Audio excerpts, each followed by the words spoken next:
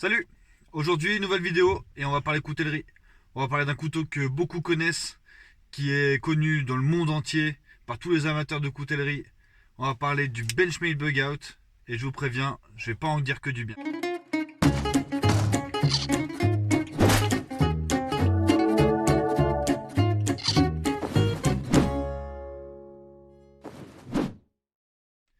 Donc, le Benchmade Bug Out, c'est un couteau fabriqué par la firme Benchmade, qui est une firme américaine, dans le but à la base de faire un couteau EDC, donc le plus léger possible. Au niveau des dimensions, on est sur un manche de 10,7 cm, sur une lame de 8,2 cm et une taille de tranchant de 7,9 cm. La largeur de la lame de 2,25 mm, un poids de 55 grammes, autant pour moi. Au niveau de l'acier, on est sur du S30V. Donc de ce côté, vous avez marqué juste S30V. Et de l'autre côté, vous avez le logo de la marque. Le vrai nom de l'acier, c'est le CPM S30V. Au niveau du manche, vous avez un manche en plastique qu'on appelle Gryvory. Alors c'est leur plastique à eux. Je sais pas exactement ce qu'il y a dedans, il doit y avoir de la fibre de je sais pas quoi dedans. Bref, c'est pas ce qui m'intéresse. En termes de blocage de lame, parce que la lame est bloquée, on a le fameux système Axis Lock de Benchmade. Donc il est en bidextre, il suffit de tirer pour déverrouiller la lame. Système que personnellement j'affectionne beaucoup parce que c'est facile de venir ouvrir et fermer le couteau sans forcément utiliser les ergots de pouce ou some stud que vous avez de chaque côté qui vous servent. Vous mettez le pouce dedans et ça ouvre le couteau. Et ce que j'aime bien, c'est ça, c'est le fait de pouvoir ouvrir et fermer sans avoir à utiliser ça. Donc pour toutes les personnes qui sont ouvreurs compulsifs de couteaux devant la télé ou au volant ou j'en sais rien, ça c'est un couteau qui vous va très bien. Le poids 55 grammes, c'est nickel, 55 grammes. Personnellement, je pars du principe que du moment que c'est en dessous de 100 grammes, c'est bien pour un couteau de poche, voire même 80 grammes. Ok. Après, ça dépend ce que vous avez dessus, si vous avez plusieurs outils, etc. Moi, mon couteau de DC, vous l'avez ici, hop, Mercator Multismall, 90 grammes. Mais dessus, j'ai mon tire-bouchon, j'ai un décapsuleur, tournevis qui fait levier, etc. En plus de ma lame. Lame verrouillable, bien évidemment. Oh, elle est dégueulasse, la lame. Donc, on est là pour parler du bug out. Au niveau de la prise en main, on est vraiment sur quelque chose voilà, d'agréable. C'est un couteau de poche, y a pas besoin, on ne demande pas beaucoup. Au niveau ici du Gryvory, alors il est texturé sur une partie, pas sur tout. Bon, ça tient, hein, ça glisse pas trop, ça va, ça se passe plutôt bien là-dessus, il n'y a pas de souci. Vous avez des petites cannelures ici pour pouvoir venir y mettre votre pouce et pouvoir travailler un peu en force. Pour ce qui va être de la force, alors, personnellement, j'ai un peu taillé des bâtons, taillé quelques trucs avec. Rien de bien traumatisant non plus pour le couteau. J'ai pas, voilà, il n'y a pas de jeu. Ah si, il a un tout petit jeu latéral. Mais après, voilà, il suffit de resserrer ici la petite vis et le jeu il est parti. Moi, ce qui m'embête un petit peu, c'est vraiment ce manche là. Alors je sais bien que je suis pas très original quand je dis ça, que le bug out a été présenté des milliers de fois. Et voilà, je tenais quand même à donner mon avis parce que je fais ce que je veux. Euh, donc du coup, c'est vraiment le manche moi qui me dérange un petit peu. Hop, vous voyez quand j'appuie dessus, ça se touche. Pourquoi est-ce que ça se touche comme ça? Parce que je sais pas si vous voyez bien, mais à l'intérieur vous n'avez pas de platine en acier à l'intérieur. C'est directement le plastique. Le manche c'est le plastique. Vous voyez, si je fais ça, je le tords en fait. Vous avez des mini platines à ce niveau ici jusqu'à exactement ici. Et encore, elle fait pas toute la hauteur. C'est pour tenir le système de lock, le système de blocage de lame, d'Axis Lock. Donc du coup, forcément, ça fait un couteau qui est quand même beaucoup moins solide que d'autres. Ok.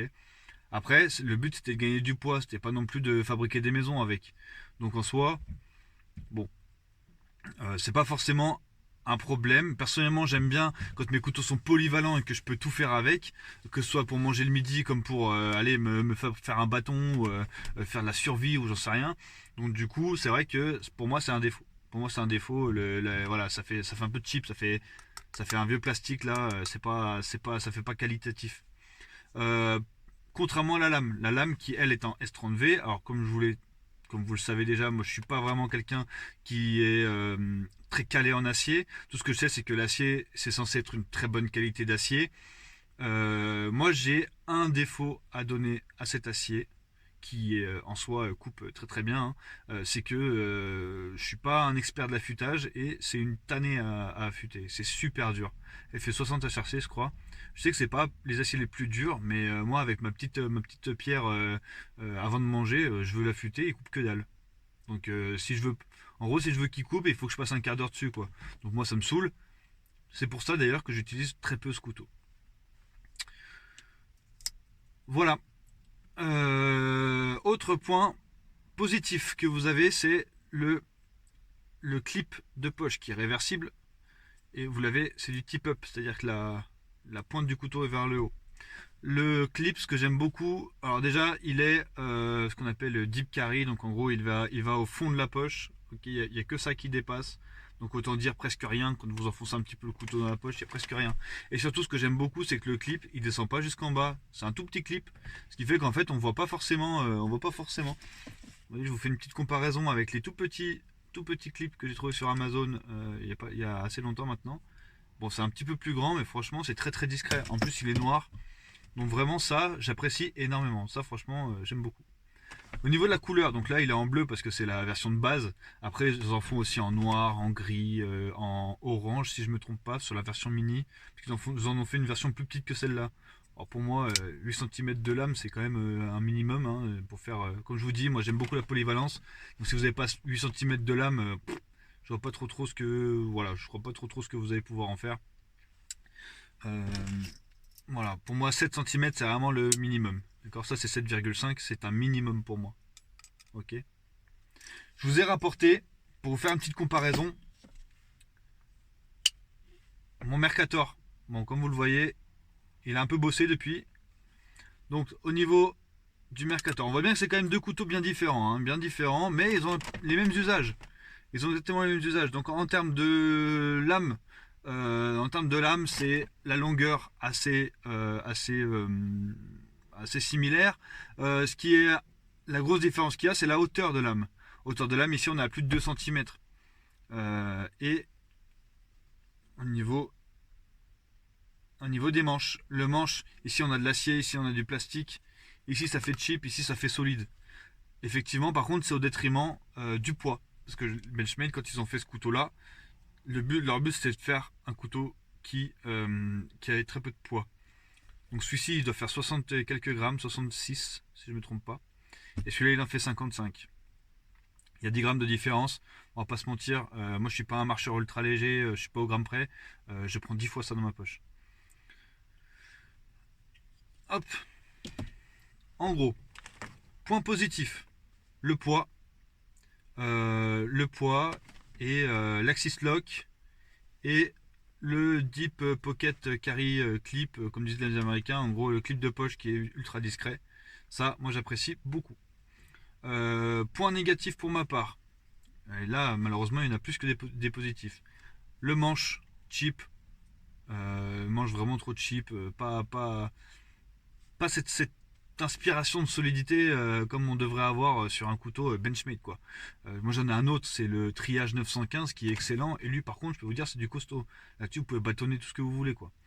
C'est dommage parce que pourtant l'Axis Lock un système de blocage de lame qui est vraiment solide quoi. Ça marche super bien, c'est vraiment super solide. Au niveau du poids, j'ai oublié de préciser, l'Axis Lock est en titane.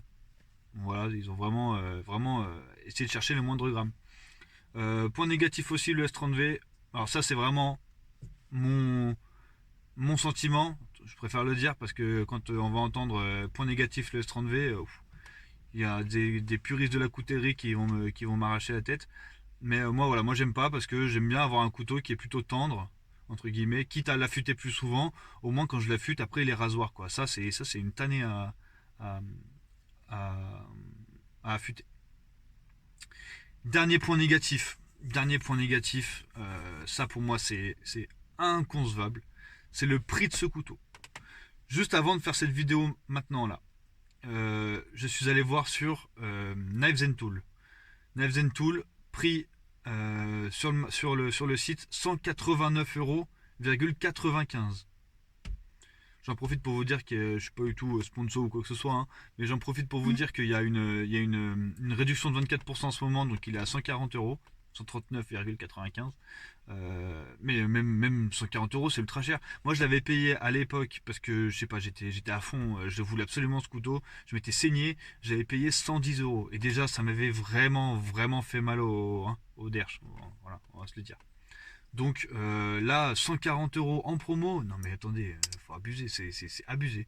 Pour ce qu'on a, ok, le prix vient beaucoup de l'acier, qui pour moi n'est pas une qualité. Donc là, on a un couteau qui se plie, un couteau on va avoir peur de le sortir, avoir peur de le péter, un couteau qu'on va avoir peur de perdre aussi, parce qu'à 140 balles, voire 200 balles le couteau, je peux vous dire que vous ne le sortez pas n'importe quand. En termes de discrétion, bon ok, ça fait moins peur aux gens, mais en termes de discrétion, c'est quand même beaucoup moins classe que le laiton. Hein, on va pas se mentir. En termes d'histoire, bon, il commence à avoir un petit peu sa renommée, hein, ce couteau. Il y a beaucoup de gens qui l'utilisent tous les jours. Et je le comprends, parce que légèreté, parce que ouverture à une main, quand vous voulez ouvrir des cartons, vous avez les mains pleines, vous êtes bien content de pouvoir l'ouvrir à une main. Ok, il a vraiment des qualités ce couteau, il a vraiment des qualités et je comprends son succès. Cependant, moi, il est vite resté dans le tiroir. Voilà. C'était mon avis sur le Benchmade Bug Out. Je sais pas si j'ai un avis qui est majoritaire dans la communauté de couteaux, je pense même que non. Mais voilà, c'était mon avis et je suis bien content de vous l'avoir partagé. Voilà, je vous souhaite une bonne fin de journée et je vous dis à bientôt. Salut!